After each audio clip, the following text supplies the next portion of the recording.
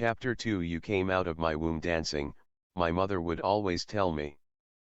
Whether or not that's true, there was a bit of genetic predisposition for me to love music.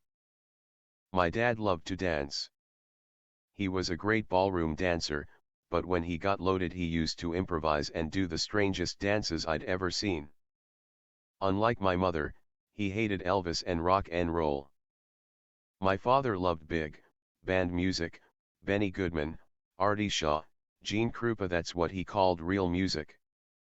He did like the Beatles, though. My mom loved music, period. She could sing like an angel. She sounded just like Dinah Washington. For a German, Irish woman, she had a wild hair up her ass and she just fell in love with rock and roll. She'd always have the radio blasting Elvis and Gene Vincent and Bill Haley and the Comets. But when I was about almost 10, I heard a song that my father was playing, Benny Goodman's Sing, Sing, Sing. And the rhythm of Gene Krupa's drums hit me like a lightning bolt from heaven. That was it for me. I wanted to be that guy playing the drums. Forget about being a fireman, I knew, deep down inside, that my destiny was to play drums. Even when I was 5, I'd turn over my mother's pots and pans, took her forks, butter knives, or wooden spoons, and began banging away. I got addicted to it.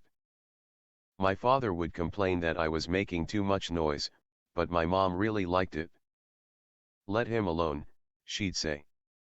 There could be a lot worse things he'd be doing. I became obsessed.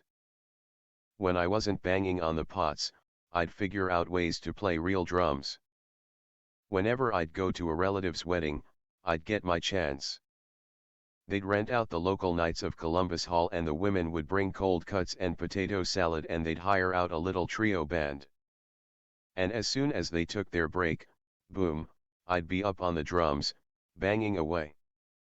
When I was 7, my parents bought me a toy set of drums, endorsed by one of my favorite TV programs, the Rudy Kazooie Club. It was a bass drum with 2 drums attached. I broke the toy, I played it so hard. My next set of drums was a makeshift set that my dad assembled. He bought a busted, up old army marching band snare drum at a hawk shop and rested it on top of a wooden box. For cymbals, he took 2 garbage can lids, attached some nails to them so you'd get that sizzle when you hit them, and soldered each lid to a thin mop stick. Then he put the sticks into buckets of cement to keep them stable.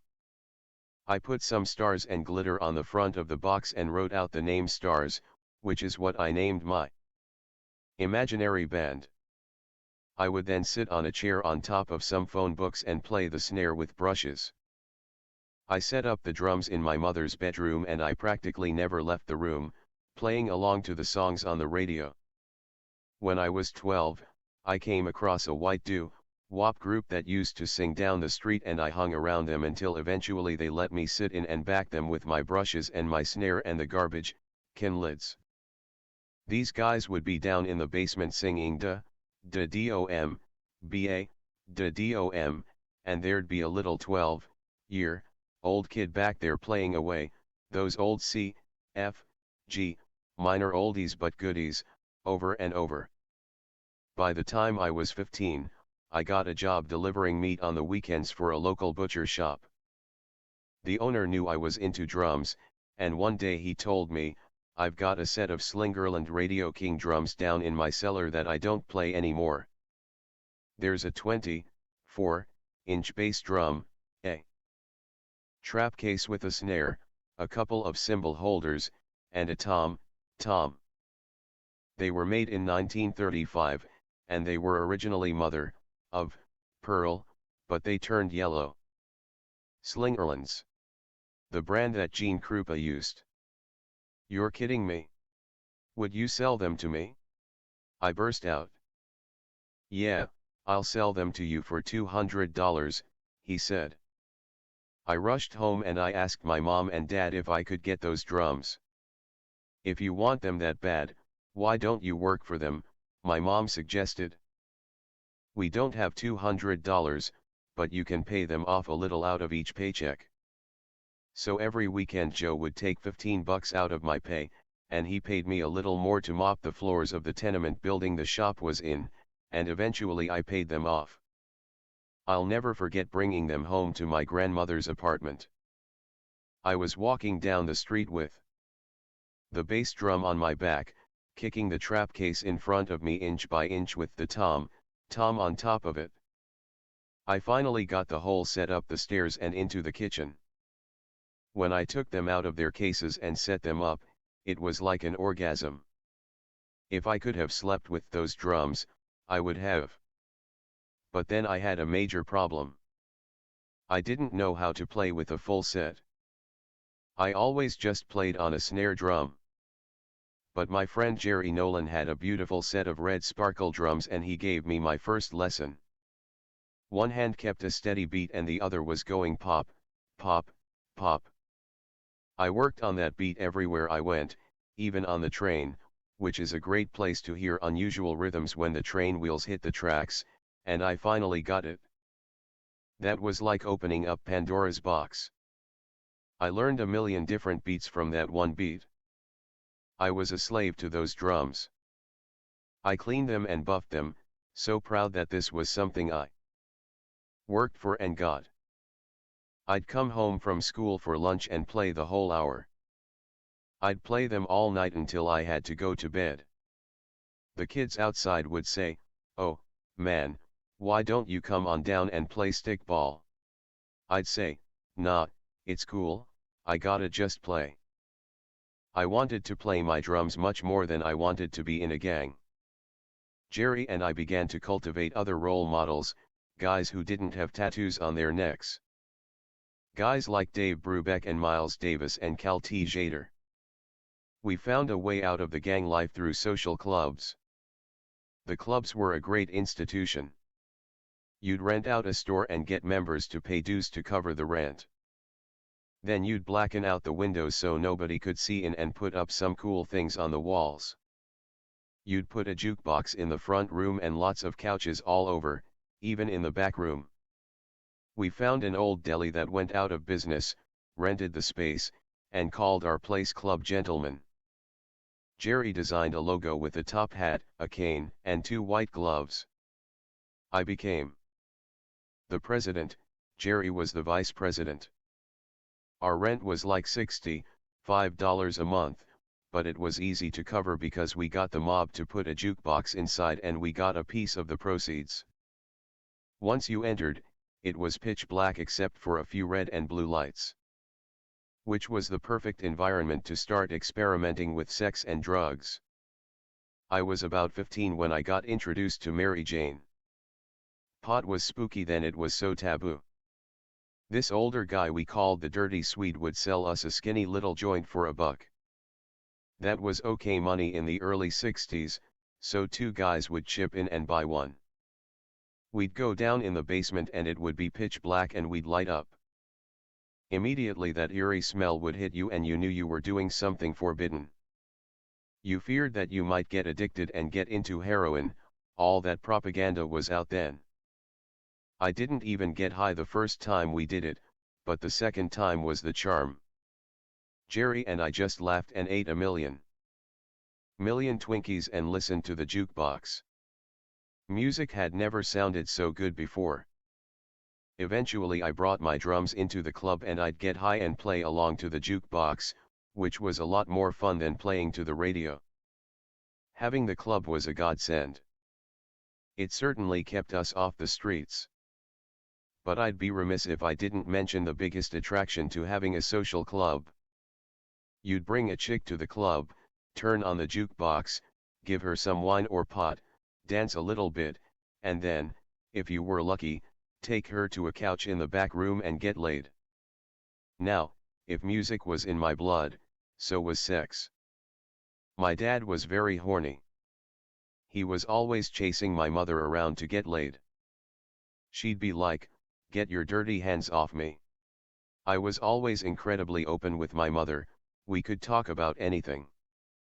One time, years later, I was visiting with my parents and my dad went off into the other room. "Hey, Ma, did you ever give Dad head?" I asked her. "What? Are you serious?" She frowned. "Do you think I would do something that filthy with your father? That's disgusting. Get away from the table, you're making me sick to my stomach. I think the music is making you crazy." I knew that they had missed that boat. For them it was just do it and have a kid. They were old, school people. I learned from an early age the difference between sex and love. The first time I fell in love was in summer camp. It was a Catholic camp, and it was really scary for a kid from the streets going out to the country by himself. I cried my eyes out that first night. This nun came around with a strap and slapped the shit out of whoever cried, so I had to stick my head in the pillow and muffle my sobs.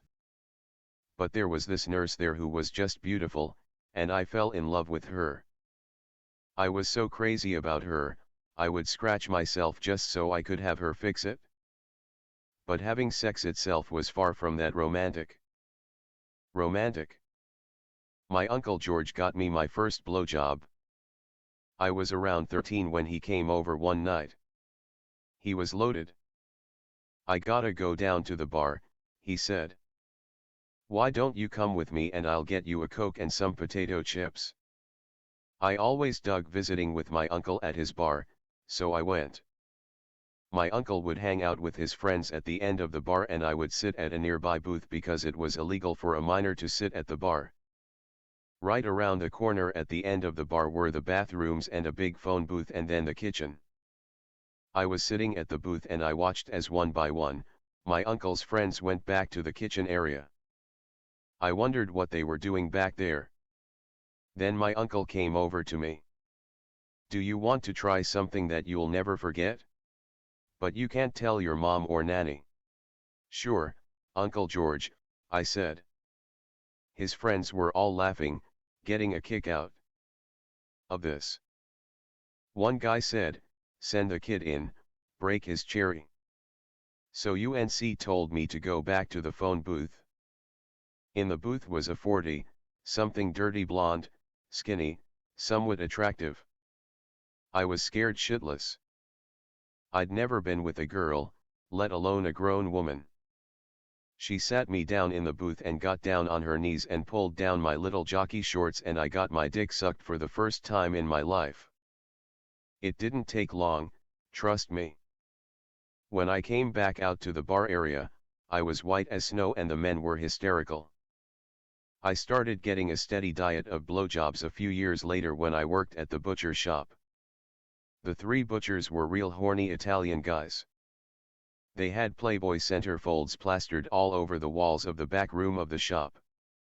That was the first time that I saw a centerfold with the big tits and great ass.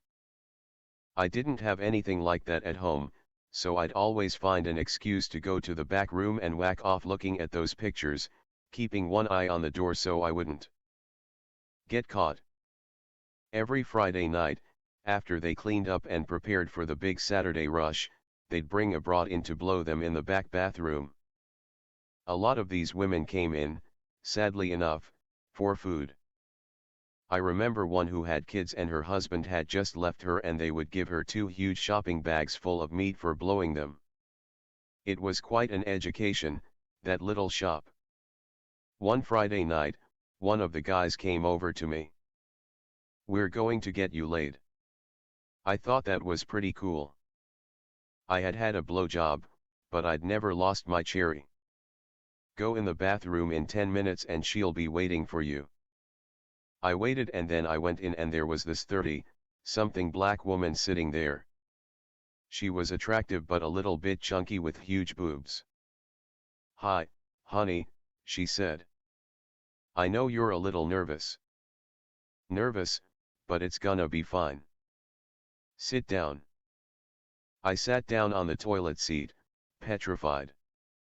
She sat down on top of me and took my dick out and tried to put it in her but it wasn't even there. It disappeared. All I can think was that there was a big black naked woman sitting on top of this skinny little Italian boy. I couldn't get it up, but she just laughed and said, Don't worry about it, honey. I'm gonna go out there and tell 'em you were the best, man. You put them to shame. And she did. I eventually lost my virginity with a neighborhood girl, and I went on to conquer quite a few of them on the couches of our social club. But I lost my real virginity to the first girl that I loved and didn't just fantasize about, like that nurse. Her name was Denicia and she lived downstairs from my friend Jerry Nolan. She was half Spanish and half Irish, a tall, willowy, blue-eyed blonde.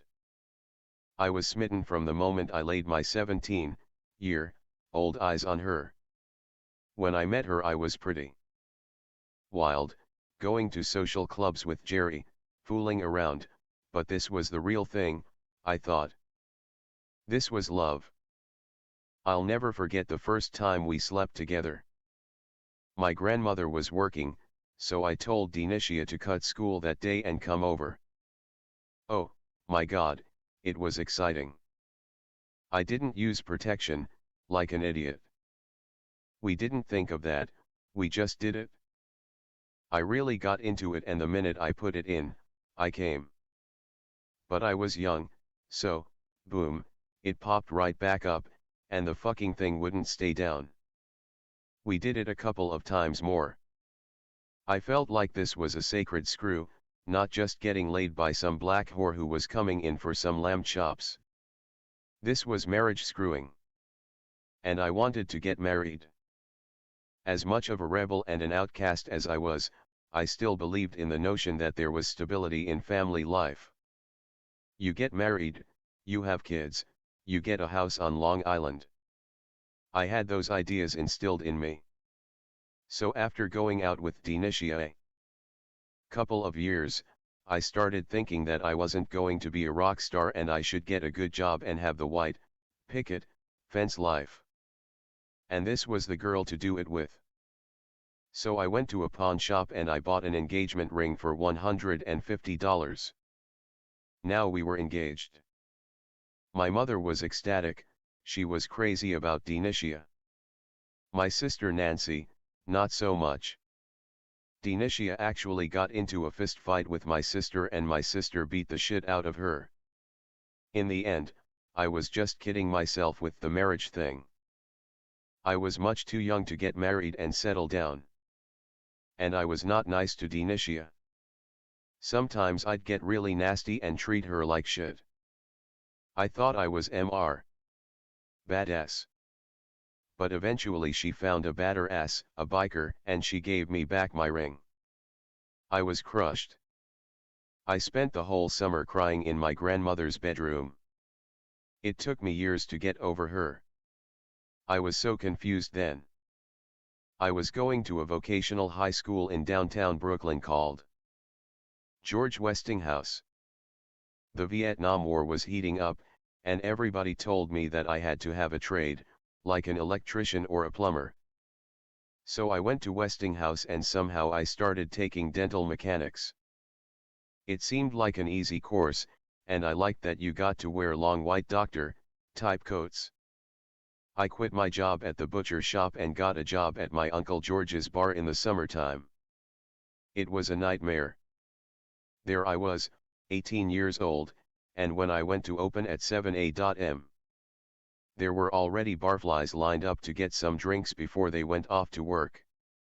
One of these guys would shake so bad that he'd have me pour him a drink, then he'd take his tie off, take the thin end of the tie and tie it around his wrist, then put the tie on around his neck and use the tie to get the glass to his mouth. By his third shot he'd get better and the shakes would go away and he'd say, "Okay, I got to go to work." He was there every fucking morning. One time a black guy came in and had a few drinks. Then he said, "I'm not going to pay you." "You'd better fucking pay me," I said, and I pulled out the machete that my uncle kept behind the bar. So he pulled out a gun. "Oh, yeah, fuck you," he said, and left. I dropped the knife and peed my pants. I wasn't into working at the bar, and I really wasn't into becoming a dental mechanic. Music was still in my blood, and I was soaking it up every chance I could. I'd go to the big Easter Sunday shows at the Brooklyn Academy of Music downtown. Murray the K was a big celebrity DJ then, and he would host the shows. For something like $3.50 you'd see 15 acts, one after another, just constant music. You had Jan and Dean with the California Sound, then Dionne Warwick and the girl groups like the Crystals and the Ronettes and the Shangri-La singing leader of the pack. I loved Smokey Robinson and the Miracles. I saw little Stevie Wonder with his harmonica doing fingertips PT. One of the first big Motown hits. And these great groups just totally took you out of the depression of Brooklyn, the gangs and the fighting and the illnesses. They just grabbed hold of your soul, and it soared, and it was beautiful. Jerry Nolan was my partner in crime on these musical expeditions. He was an Irish Army brat. We would go to school together for a couple of years, and then he'd disappear for a year or so and live in the Philippines, and then he'd be back, a little more seasoned than I was from all his travels. When he was around, we were inseparable. Deep down, we both wanted to be drummers and to be famous someday. Jerry's dad made money, so he always had nice clothes, much nicer than mine. He would take me shopping and style me. He was very flamboyant and charismatic, and my father thought he was like Gene Krupa, that he was the greatest drummer on the planet. He'd go Jerry this and Jerry that. I was so jealous that he thought Jerry was better than me. Our first love was jazz. We'd dress up in our 3-piece suits and slick back our hair and go to the Village Vanguard to see people like Brubeck and Mingus and Monk. But then, as our musical palette expanded and Motown was coming in, we got into the Temptations and the Four Tops. Then Phil Spector blew me away. When I heard Be My Baby, my balls hit the floor. The sound he got on drums was unbelievable compared to any recorded jazz drumming. After a while, we started hanging out in Washington Square Park in the Village. Now, instead of suits, people were wearing sweatshirts with the sleeves cut off and chinos with sandals. We'd go to the coffee shops and you'd see Bob Dylan walking in, or Joan Baez. I got to meet the Loving Spoonful, and we'd sit in and play with them at the Night Owl Cafe. The Village was the place to be. That's where we realized that Vietnam was not the place to be. People were going thousands of miles from home to die in some jungle. For what? We were savvy enough not to fall for that war. So when Jerry and I got our draft notices, that letter that began with greetings, we were petrified. Let's say we're gay, I suggested. Let's say we're junkies, he countered. They'll never take us. So we stuck needles in our arms, putting pinholes in the veins, and reported for our physicals at Whitehall Street. Jerry, being an army brat, had connections, and he was the only son in the family, so he immediately got out on a hardship thing. But I was stuck. So I filed in and saw the army shrink. Are you gay? He asked me. Absolutely, I said. Do you have any issues with carrying a gun? He asked. Nope. If I had a gun, I'd shoot the captain before I went over any hill. I was full of bravado, but in the end what got me out of the service were my flat feet. While I was exploring the city's musical scenes, I hooked up with a band back in Williamsburg. The Barracudas used to practice in the cellar of a building that the band leader's parents owned. His name was Carlos Cancel, and he was about 21. Carlos and his friend Alan Rosen both played guitar, and they had a sax player, and Carlos's brother played drums. I was only about 17, but I would stand outside and listen to them practice. One day I got to meet Carlos, and he told me that his brother had just gotten married and was quitting the group. Come on down and play with us, he told me. I lived about 15 blocks from them, so my mother helped me bring my drums over to the cellar. She waited outside on the street while I auditioned, and finally I came out. Ma, I got the gig. I said. Our first job was a bar mitzvah. I had to wear a yarmulke on my head and play Havanagila. We got paid $25 and we got to eat. It was great, my first professional gig. Of course, I gave my mom half of my earnings. After that we played bars, weddings, everything. Eventually we got a steady job at a local mafia hangout called the King's Lounge. The guys would come in with pinky rings. "How you doin'?" they'd say, and they all had their gal with the big boobs. Little did Carlos know it, but it was because of him I finally decided that I was going to make music my career. One night, he and I went up to see Joey Greco and the In Crowd play at the Metropole on Broadway and 58th Street. The Metropole was one of the hottest places to see music in the city. There was a long bar at the front of the place with a floor-to-ceiling mirror behind it and a bandstand where both the bands and these go girls would perform. It was non-stop music from morning to night, and a huge crowd would gather outside on the sidewalk to watch the girls and listen to the bands. When we got there, I was talking to Joey, who I knew from the village. He told me that his drummer broke his leg and asked if I'd replace him for this gig, which was going to run the whole summer. I didn't even care about the $125 a week I could earn. I was ecstatic because Gene Krupa was playing there at the same time. Krupa was my idol. It was my dream to meet him, and now I had a chance to open for him. To me he was the gold standard, the greatest drummer in the world, greater than Buddy Rich, greater than Joe Morello, greater than Louis Bellson. I must have seen his biopic The Gene Krupa Story 100 times. I used to go home and slick back my hair and try to move like him. I started the gig and I got to see him up close. He was one of the nicest gentlemen you'd ever want to meet, but you could tell he was not happy at this juncture of his life. This was not the Krupa who played with Benny Goodman's big band, not even the Krupa who had his own 40-piece band. He had been busted for pot, for possessing 2 joints, in the 40s, and he'd spent most of his money fighting the charge but still had to do a 3-month sentence. That took a lot out of him. Then the swing era faded but he still did well in the bebop period. So now he was 52 but he looked like 62. His hair was graying and he seemed a little bit broken. I remember walking past his dressing room one night and he was sitting in front of the mirror, smoking and drinking from a bottle of J&B Scotch, slowly putting his bow tie on because he always wore a tux. It was a haunting, melancholy image, to see my hero like that. How the mighty could fall. But I was still in awe of Gene. I must have been a pain in his ass, telling him how I worshipped the ground he walked on, but he was always cordial.